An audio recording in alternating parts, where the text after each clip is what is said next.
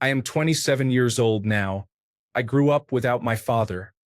He left my mother before I was born. At 27, I wonder how different my life would have been if I had a father around. What is it like, boys? Story 1. Everyone's childhood experience is different, but for me, my father always made his wife and children his top priorities. He ensured we were financially stable so my mother could stay home to raise me and my siblings. He never did anything morally questionable, spent time helping us with schoolwork, taught us how to do things around the house, and was involved in our extracurricular activities. He put a tremendous amount of pressure on me to succeed, which caused me to remain somewhat distant as an adult. Overall, I could hardly have asked for a better father. I hope to be as good a father as he was someday. Story 2. How can one describe a good father? It is like describing the shade given by a great oak tree, a warm blanket that you have had for years, the smells and sounds, its laughs and stubble. A good father is a journey of safety, discovery, rage, joy, and fear. As a boy, he was an oak tree, strong and powerful. His hands could fling me in the air, and his smile would send my heart soaring into the sky to fly among clouds. He gave me shade in the heat of the sun and warmed me on cold nights. As a teenager, he was an enigma, a real person not yet realized because he was still only dad. Our paths diverged as the oak tree was now a lifeguard, distant and observational, watching me grow and giving me space to find my path. Our relationship was cooler than before. A boy growing into a man does not need an oak tree. He needs a coach, someone to bounce ideas off and go to for advice while figuring life out. As a young adult, my father was my hurt, because all fathers hurt their children. The wound dealt by a careless word or life circumstances, not anyone's fault but life's. A traumatized police officer retiring from the force and learning to live again required a new understanding of our relationship. Hard conversations, reconciliations, grace, and time heal the hurts given to each other. As a man, my father is my discovery.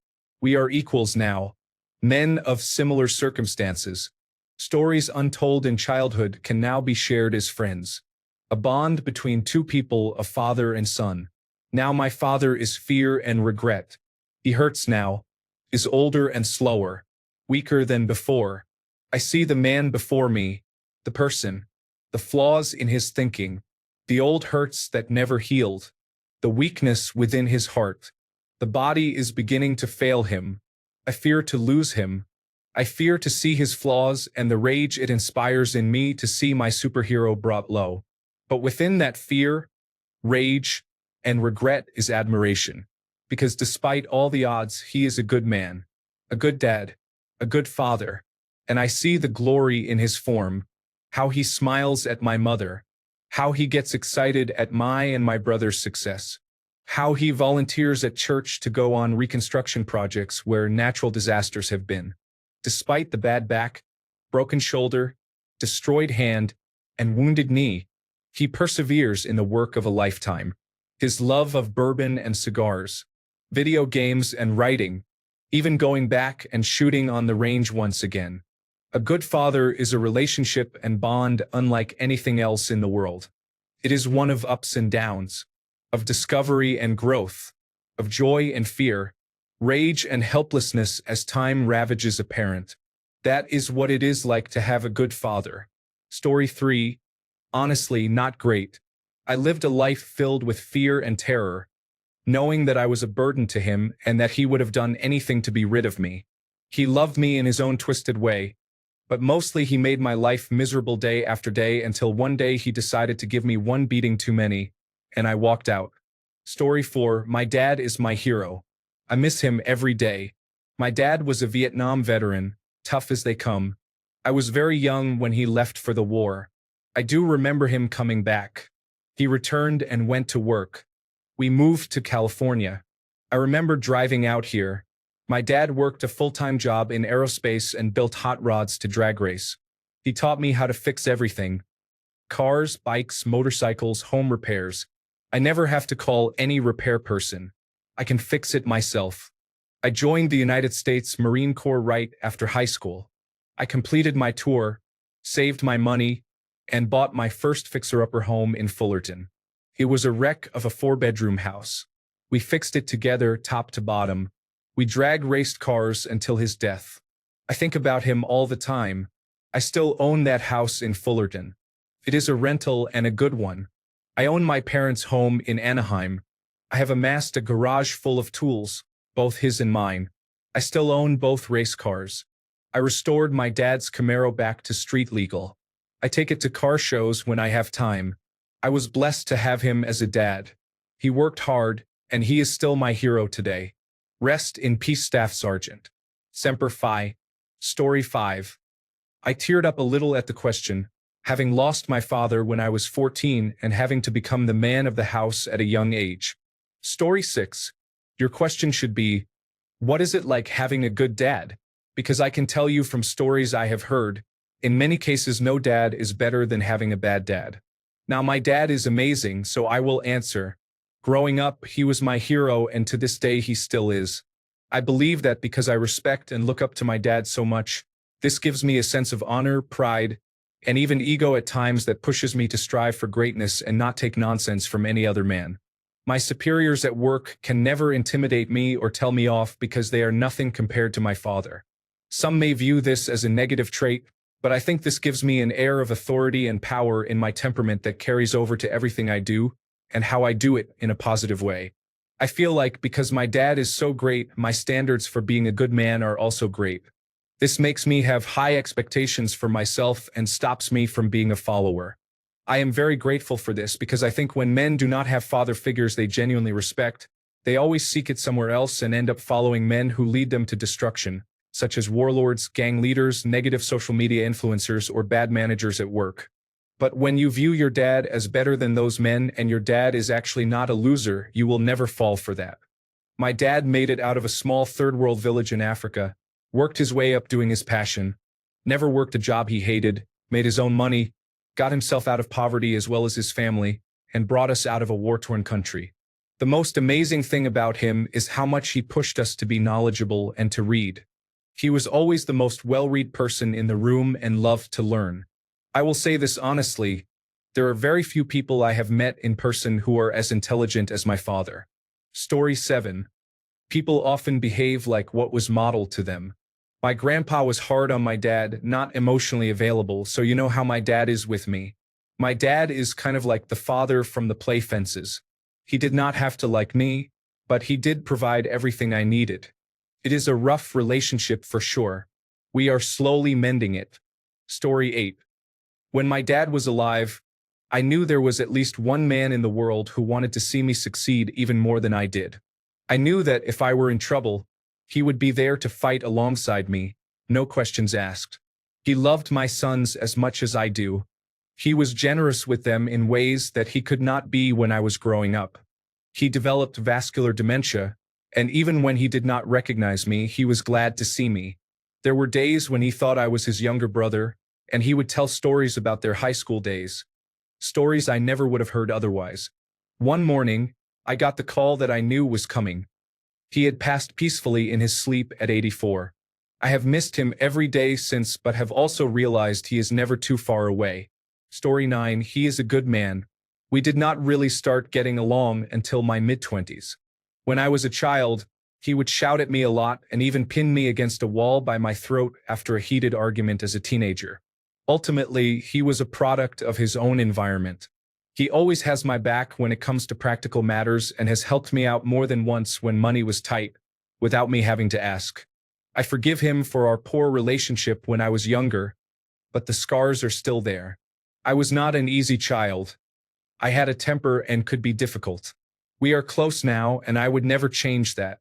He is just a classic man in his 60s, a hard-working, working-class man. Story 10. My dad was a provider, but that was about it. He worked around 50 hours a week. When he wasn't working, he was checked out, drank, and then went to sleep. On weekends, he did his hobbies, and often we were forced to go along. He drove around the state to races, was a runner, and loved doing 10-kilometer or longer runs. I never really had a close relationship with him. He was angry a lot and very religious. He is retired now and much more mellow. I don't really have a relationship with him at all. I see him occasionally because we still live in the same town. Story 11. Sorry you never had your dad around, original poster. My dad was great and still is. Hard at times, but always wanted the best for my brothers and me. Always present and still is, even with my own kids. I know it makes a difference having a dad around, but that does not mean you cannot be the father you did not have if you plan to have kids. I just showed my son over the weekend how to ride a bike. It is one of the best feelings. Hard to quantify, but I was so happy for him. Story 12. I wonder how different my life would have been if my father, a term I hesitate to use since it is only technically correct, had not been around. He was a drunken, vicious, violent person. I do not mean to suggest that he was vicious, violent, and unpleasant because he was drunk. He was each of these things independently. He was arguably more dangerous and vicious when sober because his reflexes and thought processes were much sharper. I am fairly certain I had at least 20 concussions by the time I was 18 because of him. He never taught me anything, nothing at all. Not how to change a tire, tie a tie, or shave. At best, he served as a bad example of a father, husband, man, and human being. My upbringing consisted solely of negative reinforcement, including verbal, psychological, and physical abuse. I often wish he had left my mother before I was born. Story 13. I had my dad in my life when I was in my 30s. He was very involved, always supportive, and I miss him dearly. I named my first son after him, and thankfully he got to meet him before he passed. Story 14. My dad is a retired police officer from Scotland. Growing up with him was not easy, but he definitely instilled a sense of responsibility and personal resilience. Despite butting heads for 25 years, we have a good relationship now. I have used his example as a father to both live up to his standard and improve upon it. I learned from his failings and his strengths. Now, I enjoy talking with him about typical male interests. In fact, I think he is a little envious of how close I am with my children and the life I have built. He always had to be near a city for his job, but he loves the countryside. My wife and I run a hobby farm, and he always wants to hear every detail about it. I will never say it was always good, but life was better with him than it would have been without him. Story 15. I want to like my dad because he is a very smart and agreeable person, but he did not fulfill enough of his fatherly duties. He is somewhere on the autism spectrum and does not have much social or emotional intelligence, so he never taught me how to talk to girls or how to be confident. He also never tried to stop my manic, anxious, and controlling mom from being harsh to me and my sister. He may have been a brilliant scientist who made a vaccine for cancer, but he is a coward and emotionally ignorant. I wish I felt differently, but it is what it is. Story 16. As a young boy, my dad was like Mufasa from The Lion King. Wise from his years before me, protective, thunderous anger and extremely hardworking, playful and humorous. A role model for sure. Now he is like just another brother, to be honest. We talk shop, grab a meal, sit and watch the sunset, and enjoy coffee together. I will be visiting him next month. Story 17. My dad was a very hardworking, reliable man who always made sure we were fed and clothed, and made Christmas and birthdays very special occasions. He could be a difficult person when drunk. I miss him greatly. Story 18. Despite being less involved in my siblings and my life, he was able to provide for us on a low income. He was the ultimate authority. We all listened to him. Sadly, he got cancer again, and that really messed things up. Story 19 depends on the dad, really. Mine did his best and taught me a great deal. He loved me and my brothers as best he knew how. He was brilliant and far from perfect, but I am a better human being for having had him as a father. Story 20. I had a dad. I don't hate him or anything, but to be honest, he didn't really teach me about life. He threw me into sports, expecting the sports would do that for him. He provided for me, but he also scolded me if I left a light on. Story 21. I had a miraculously good childhood, so my experiences are positive. He has always been an example of how to be a man. Of course, he has his flaws like anyone, but he never pretended to be perfect. He has taught me good morals as well as practical skills. I try to learn from him as long as he is still alive. He has always been there for me when I needed help. I could not have accomplished what I have without his support, both mental and material. Story 22. It was pretty magical. My parents were divorced and I only got 2 months of the year, if I was lucky, to see my dad on the West Coast. Mom and I were on the East Coast and I would fly out to see him for the summer. If I was lucky, I'd get to see him on winter break as well. When the airplane's wheels touched the ground, I got my bags, and Dad would pick me up and we were off. One of the many spots we would go was Lake Tahoe. That's when Dad introduced me to fishing. Just throw a line in with a bit of trout bait on the fishhook. We would sit and talk, and I would absorb as much as I could of my dad. We talked about all sorts of things, his love of old classic cars, whether sharks sleep, and how he got the scar on his chin for messing around on a jungle gym when he was little. The only times I didn't like were the occasional scolding for being too rough on my younger brother, who has the same dad but a different mom. Then the other thing I hated was getting back on the plane to go back east. I hated it so much. I know my mom did her best with what she had, and she did a good job being a single parent. I think the point I'm trying to make is that a boy who doesn't have a father around still needs a father-like figure in his life to help balance things out. Just my opinion. Story 23. I would like to know my son's answer to this question. Like the original poster, I grew up without one too. I did my best, but I know I struggled some days. There are just things I still don't know. I would like to think they appreciate me and understand the bad days. It would be nice to see them answer a random Redditor. Story 24. In my case, it is amazing.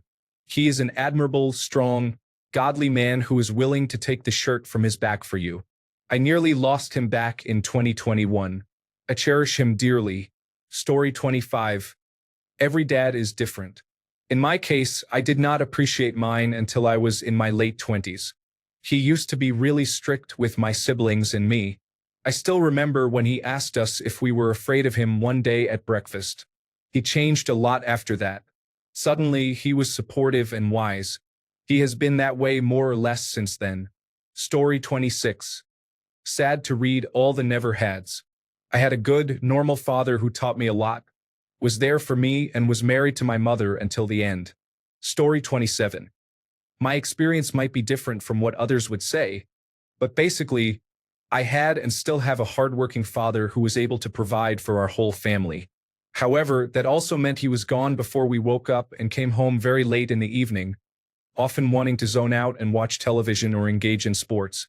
To be fair, I never really made a strong connection with my father. He used to be aggressive a lot, including physically a few times. Additionally, I am gay. He is fine with it, so I cannot say anything negative about that, but we do not really have overlapping interests. Story 28. If your father left and did not attempt to keep in touch, then you are not missing anything since he would have been your father. Many men are in the same situation. Fathers can be hit or miss. Some are hardworking, loving providers who play with their children and never miss an event. Others are unfaithful alcoholics who abuse their wives and children. Asking for a general opinion will not be helpful, and since we are often like our fathers, especially if we grow up around them, everyone's experience is very different and specific.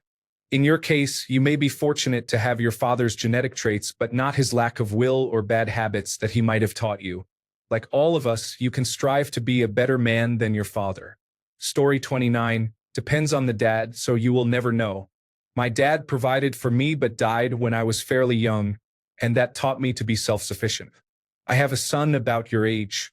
I made sure to be involved in every way possible, helping with homework, coaching his softball teams, and more. Most importantly, we talk openly, and nothing is off the table. Not long ago, he sent me a long text thanking me for being there for him at every turn and told me that he loved me. I felt truly validated, as I was never sure I was doing things right. Your mileage may vary. I know many people who hate their dads or both parents. Story 30. A humorless tyrant, obsessed with standing above all others, who never cares to understand others' perspectives and verbally abuses his own family. He would never stoop to fraternize with or learn from his lowly children.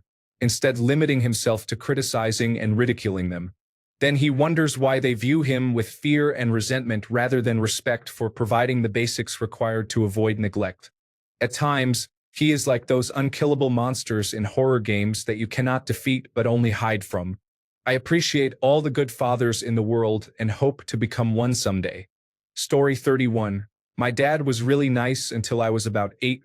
Then he became emotionally abusive and controlling.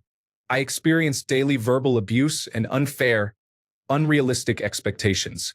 He was a car enthusiast who wanted to share his passion but did not want to teach me any mechanical knowledge beyond the basics because he did not want me to become a mechanic. He even told me several times that if I ever worked as a mechanic, he would break all the bones in my hands. The basic mechanical skills he taught me were so stressful that I avoid doing my own oil changes.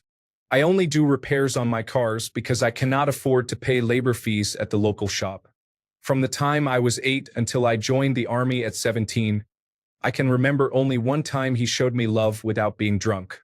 It was when I almost got crushed by a tractor that rolled over while I was on it because he did not tell me how to stop the machine when he asked me to pull it forward. I ended up driving one of the rear wheels up a piece of horse panel sticking out of our truck. Other than that day, I cannot remember him ever telling me he loved me until I joined the army, a decision he opposed, and then realized I was leaving.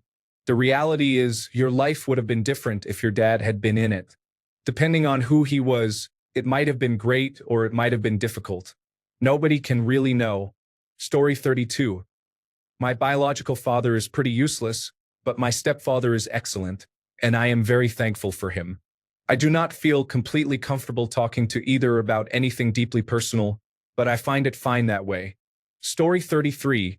We talk every day about world events and sports. We like different things and teach each other about them. He is very reliable. Story 34. My father was a decent provider, but overall I had to fight tooth and nail to be outside of what he wanted me to be. Story 35. I had a great dad.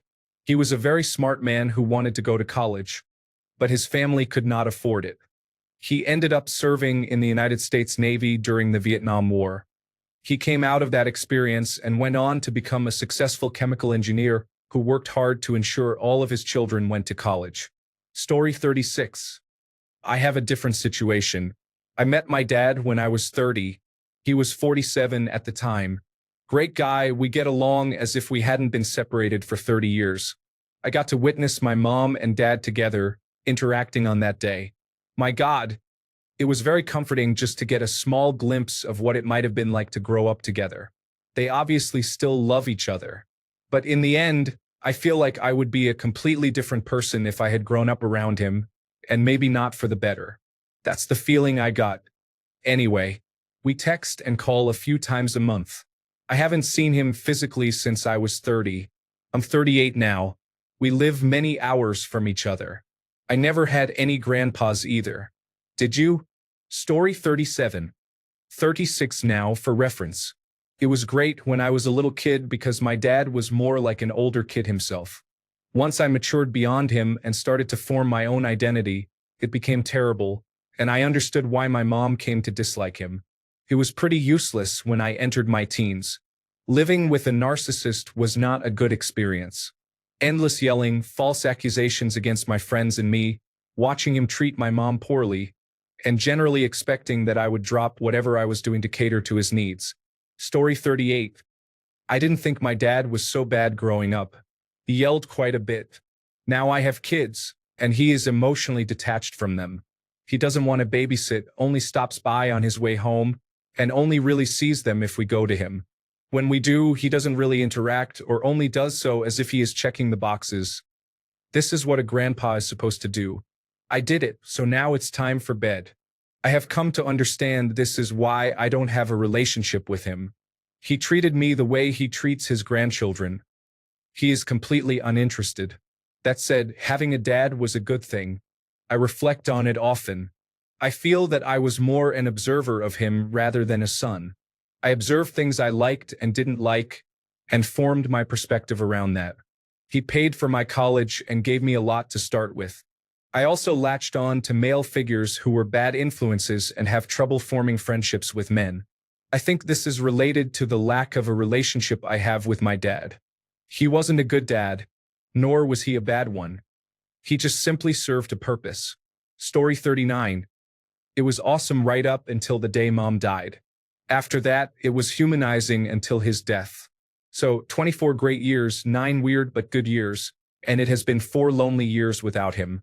Story 40. My dad has been probably the most difficult and consequential person in my life. He provided a decent life for me, my siblings, and mother financially, but he was an absolute nightmare to deal with personally. Very controlling, hypercritical, cold, manipulative, emotionally volatile, toxic, and overall just a tyrant who made it his mission to make every major family matter about himself. To this day, he and I have difficulties, and I have gone almost no contact with him for over a year. He has calmed down since reaching old age and retirement, but underneath it all, he is still the man who raised me, and I do not like that guy. I hate the way he treated my mother and ground her down mentally and emotionally to a shell of her former self. I will resent him for that until the day he dies. I firmly believe he is a malignant narcissist and has some dark triad personality traits. I never felt comfortable or close to him growing up and always tried to do what he wanted, which has wrecked me on a spiritual level and made me perpetually question my value as a man. That said, he usually comes through for the family's needs, but it always has to be on his terms, and he will randomly resent us if he suddenly perceives some kind of slight. This is a big deal because he holds grudges for a very long time. This creates a dynamic where we all avoid asking him for anything, which only makes him angrier. He taught me quite a bit, but it was always a painful process, and at times it felt like he was looking for any excuse to come down on me for not performing to his exacting standards. This has created a dysfunctional dynamic within me when it comes to accomplishing goals and learning new skills. I am trying hard to turn that around and become the man I have the potential to be, but it has been difficult when you can't rely on the person whose job it is to guide you on that path. It is very conflicting and confusing. I am constantly questioning my choices, instincts, and habits and trying to make better ones. Overall, I do not know if I can honestly say I love this man. Story 41. The way I see our relationship, especially at this age 29, is just like how I see my other male friends, except he is actually my best, oldest, and wisest friend who I can rely on for anything. Out of all my friends, he is my favorite, and I know I am his as well. Story 42. It is great in many ways, but also difficult. It is great because you have a guide, teacher, mentor, and a hero. Someone who has done many things and can pass those lessons on to you. It is difficult because you realize he is also human. He has made serious mistakes, and there were things he did that you will have to reckon with. Eventually, you will watch him fall off his horse, and you will have to step up, care for him, and become the leader and head of the family as you watch your hero grow old and pass away. Story 43. Amazing safety net and example.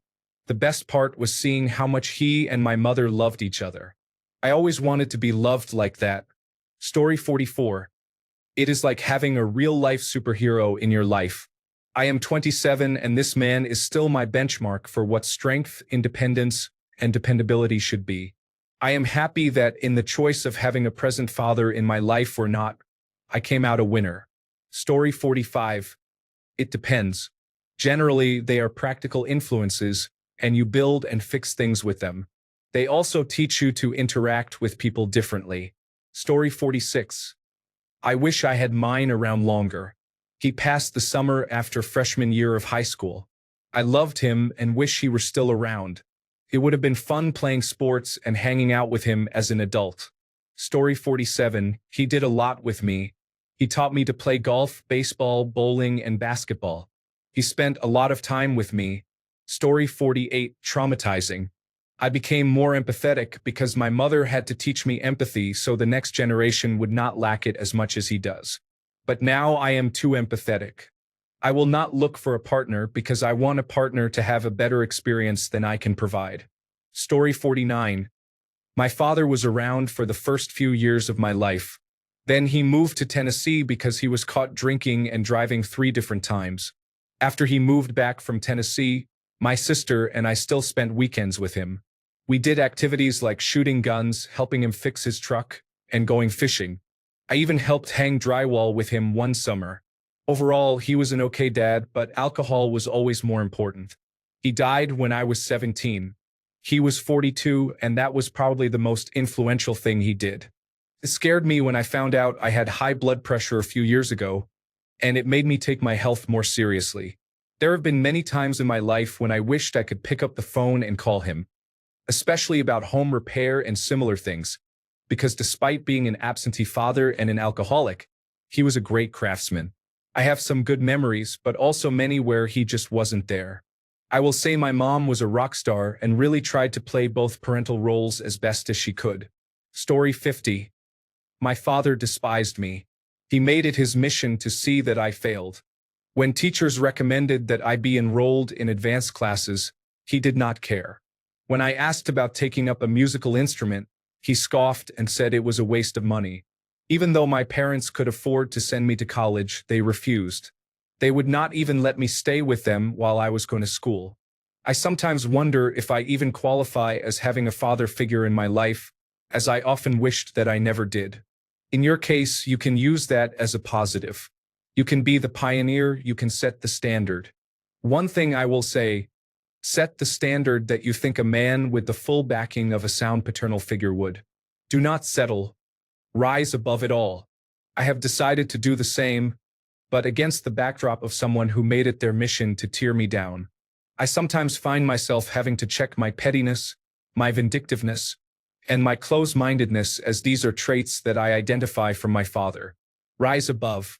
Set the standard that you would have wanted from a father and be that standard. Story 51. A 33-year-old man, his father is 61. He tries his best for the family in his own way. He wants to understand the youngest son, who is 31, but the two can't seem to get along. He always enjoys his little dates with mom on the weekend. For me, he can be a little rough when trying to teach something, but I appreciate his efforts. He is always there to try and listen to us. He gives his son space and doesn't want to interfere with their life decisions. Maybe he will offer a tip or two from his own experiences. He wants to hang out with us, but I am busy with work. Genuinely, I love the man. Maybe when he finally retires, we can hang out like he wants and go to the shooting range. He seems to have a fascination with guns. Story 52. He was present but not fully available at the same time. My grandfather was more like a father to me, but sadly, he passed away when I was 10. Story 53. I have a couple of perspectives on this. My biological father has honestly never really had time for me, and even as an adult, I have to put in a lot of effort to see him. I earned my master's degree, the first on my father's side to do so, and he did not even come to the commencement. He went to a bar instead.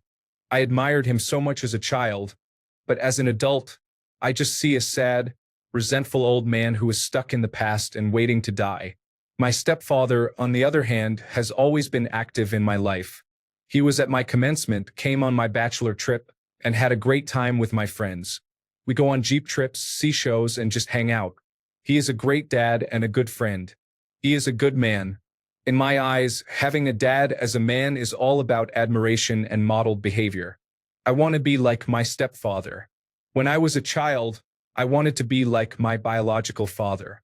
Through either perspective, I saw an archetype of what a good man looked like, and I have consciously or subconsciously modeled myself after that image. At the same time, dads come with disappointment. You want to live up to their approval and expectations, which is sometimes impossible.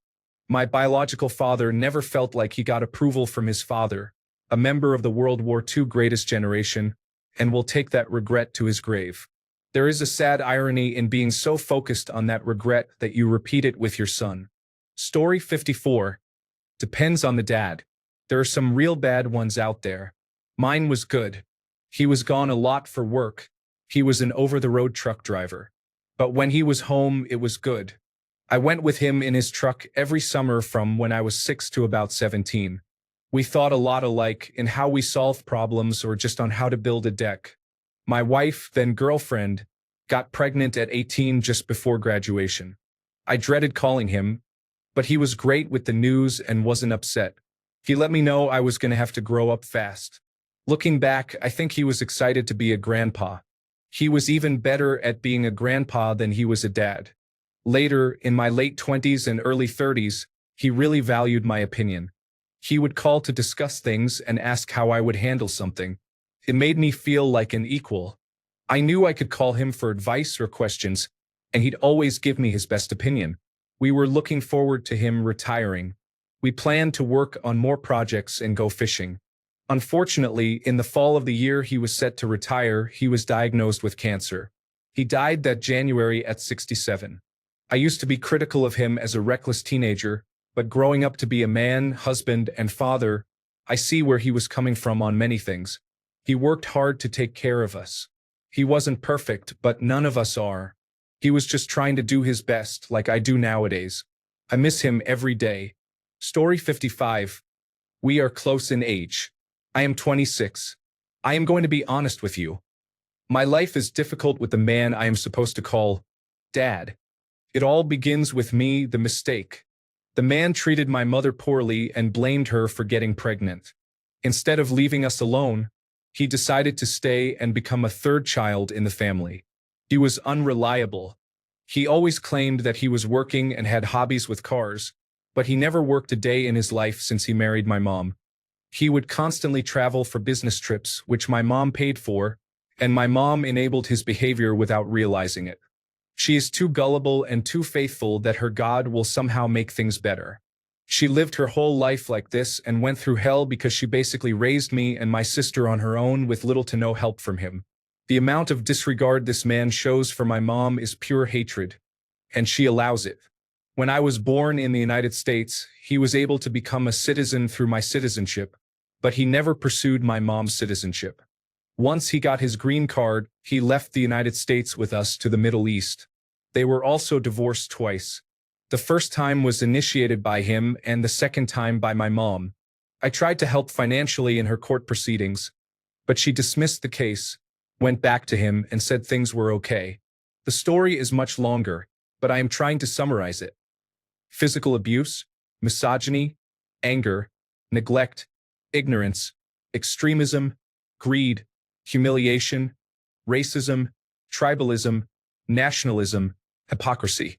All of these describe one man. If I ever become like that, please stop me. I am sorry you do not have a father, but you are still lucky. I hope my story makes you realize that, hopefully, we will do better than these fathers. Story 56. My dad was generally at work. When he wasn't, he was a buffer between my dad and me, and also the only driver in the family to take us places. Other than that, I did not have much of a relationship with either of my parents that I can remember. Trying to bond with my dad more now, we play snooker once a week when we can. Story 57. What is it like, boys? I only knew my father as a child but had a great relationship with him. For me, it was like having an older version of yourself living with you and taking care of you. It was fantastic, to put it frankly. People outside our relationship used to think that my father put me in hobbies and activities that only he enjoyed and forced onto me. They do not know what they are talking about. I learned valuable lessons about being a healthy man, how to treat women, and how to conduct yourself from my father. Yes, a lot of my hobbies and interests come from him, but I love them for my own reasons. One of those reasons is because he introduced them to me healthily and gave me time to form my own thoughts and opinions about them. In short, I love the time I had with my father. Story 58. I think having a father helps you put things in perspective from a different point of view and sometimes shows you a completely different perspective than what a young man would have. I remember hearing a story about a bull and his son out in the pasture. As they come over the hill, they see thousands of cows. The son, who is overly excited, says, "I am going to run down there and mate with one." The father, who is more humble and mature, looks at him and says, "No, son, we are going to walk down there and mate with them all." Story 59. It's just a person that usually lives in the same place as you, occasionally yells at you, and for some reason thinks he knows everything better and can give you orders about what to do with your life. He might also randomly try to talk to you about politics. Maybe when you're really young, there might be one or two moments where he essentially gives a speech about how you can achieve anything in your life if you start early enough and are organized. Story 60. My sperm donor was arrested for sexual assault and battery against my mother when I was young. I never knew my biological father. The stand-in we had, my stepfather, was pretty cool growing up. We were able to afford many things because he worked long hours for decent pay. It wasn't until my siblings and I grew up, left the house, and reached high school age that he turned out to be the most vile and disgusting person ever. While in a drunken stupor, he threatened to beat up my brother, who was openly gay. Luckily, I was home to stop anything from happening. He later cheated on my mother and took her disability checks. It wasn't until I joined the army that I found a positive father figure. Story 61. My parents are the biggest reason I am the person I am today. My father is the reason I am the man and father I am today. The good, the bad, and the ugly. But I am the better version of him, in his words, and that is all he could ever hope for having me at such a young age. Story 62. Quick bio. He is 5 feet 11 inches tall, solid build, and blind. He is very intelligent, although he dropped out of high school, and has the strongest work ethic I know. He was not born blind, but developed blindness in his mid-40s due to rapidly worsening cataracts. Growing up was tough, but he made sure we had a roof over our heads, a safe and dry place to sleep, and food to eat. We also traveled a lot. I have been to 4 of the 7 continents and plan to see them all. He always pushed us to succeed in whatever we were doing, sports, academics, arts, and so on. As he got older, his limitations increased.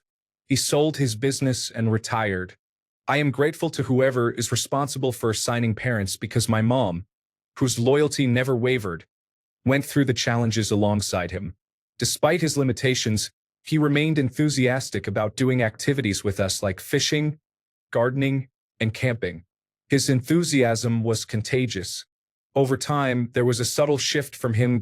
It was a slow transition from feeling like a burden to feeling, finally, I can help. He used to smoke and drink before meeting my mom, but he does not talk about those days. We basically grew up in a religious household.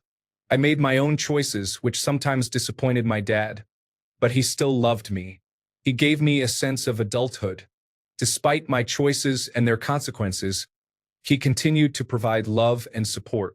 He has invested heavily in my future, and in a weird way, I don't want to disappoint him. I know I have had it easier compared to my peers, and I am grateful. The thing he taught me that has stuck with me growing up is, expect the best, but prepare for the worst. Love. Story 63. Kind of mixed, to be honest. Can be good, it can be bad. We were a quite poor family during the first 15 years of my life. Not to the point of being hungry, but days with chocolate or yogurt were considered sacred because they maybe happened once per month. Both my mom, who was a stay-at-home parent, and my dad were always on their toes. They didn't have the energy or mindset to look out for their kids beyond. Is it clothed? Is it hungry? Does it behave at school so I won't be embarrassed? Kind of way.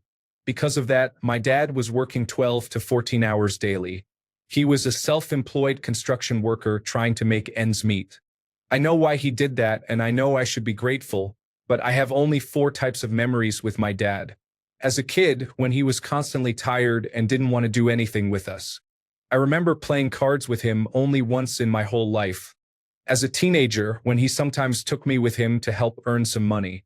It was a cool idea, but I was constantly an annoyance to him, and he always cursed and complained. As a teenager and young adult, when he started working abroad, I had contact with him once every 2 months, plus during Christmas or Easter, so most of the year was without a father. As a full adult, when he finally had more time and money to relive the lost time, but now, after all those years without talking, we have nothing to talk about. Currently, most of our interactions during holidays come down to, yes, it is what it is kind of stuff. So, I virtually have a dad, but for most of my life, he was kind of invisible due to work and lack of contact, which only happened a couple of times per year. I don't feel like I have a close relationship with him.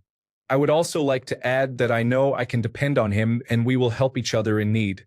But I wish there was something more, something joyful and meaningful. Story 64. My dad has treated me worse than any other person on this planet, and I pretty much do not talk to him anymore. To answer your question, I would rather have no dad than him. Story 65. I wish I knew. My father was a long-haul truck driver. He was never home. To make up for it, I tried being the kind of father I wanted. My children decided they would rather have a good time, Charlie, than discipline. They got the raw end of the deal. But it is not my fault. Choices have consequences. Story 66. He left my mother before I was born. Here is something you won't hear many people say. Pregnant women can be very emotional. They cry when they are happy, they cry when they are sad, and sometimes you don't even know why they are crying. Also, have you ever been in an argument with a pregnant woman in public? It doesn't matter how right you are. Whenever someone would tell me, I never knew my mother, my father left my mother while she was pregnant with me, I used to think, what a jerk. After experiencing my wife being pregnant, now I am more like, who am I to judge? I am sure he had his reasons. Joking aside, I had a great dad until I was 10. Then he disappeared. After a divorce from my mother, he went from waking me up to work out and play soccer at 5 a.m. to completely ditching his visitation days and seeing us like once a year. The main thing I would focus on is having a role model. I am now a father of 2 kids. They come with me everywhere, to my hobbies, to their activities, and we talk. My son still wants cuddles at the age of 12. He also does martial arts and works out with me. My daughter is always asking me to do her hair, braid it, wash it, or dye it. It isn't about following my dad's footsteps, but about trying to be the best dad my kids can have so they can develop into adults who find happiness in their adult lives. Story 67. Single mothers raising sons probably do not get enough credit for the work they do and the quality of the young men they raise. Speaking in broad generalities, there are certain things that men experience that women do not, and vice versa. This means there are basic life experiences that a cross-gender parent may not inherently understand and might never understand as well as a same-gender parent. Single fathers raising daughters face a similar situation. In my experience, both as a son and as a father, mothers tend to be more risk-averse, while fathers tend to be more risk-tolerant and encouraging. Fathers often bond and interact with their children through physical activities such as roughhousing, while mothers tend to bond through simply being present with their children. Fathers tend to bond and teach by doing activities together, whereas mothers tend to bond and teach through conversations, often about ideas. Fathers generally have a more free-range parenting style compared to mothers. Fathers are usually more comfortable with outdoor activities, while mothers often prefer indoor activities. However, a good parent is a good parent. Having a good single mother is much better than having both a good mother and a bad father. Story 68. I'm going to come at this from a different angle. My dad wasn't the greatest father. For some context, he was married twice. He had 6 children with his first wife, then 6 children with my mom. I am the youngest, and to add more context, I am the only boy of the second set of children. I was told stories about my dad and how he was an alcoholic. Not violent, not mean, just an alcoholic. Yet, he was also the one who did most of the housework. He did the dishes, did the laundry, mowed the lawn, and then let my mom raise all the kids. I never really saw him as an alcoholic, but I do remember seeing him almost always have a drink near him. Because of this, I feel like I didn't have a relationship with my dad until I was about 15. Also, he was old. He had me when he was 51 years old. So there was not much for a kid and an aging man to have in common. I remember for my 10th birthday, my mom forced him to take me out for dinner. We went to McDonald's and ate in silence. Then we got back in the car and went home. He and I really only bonded over old World War II movies, westerns, and doing yard work together. That's about it.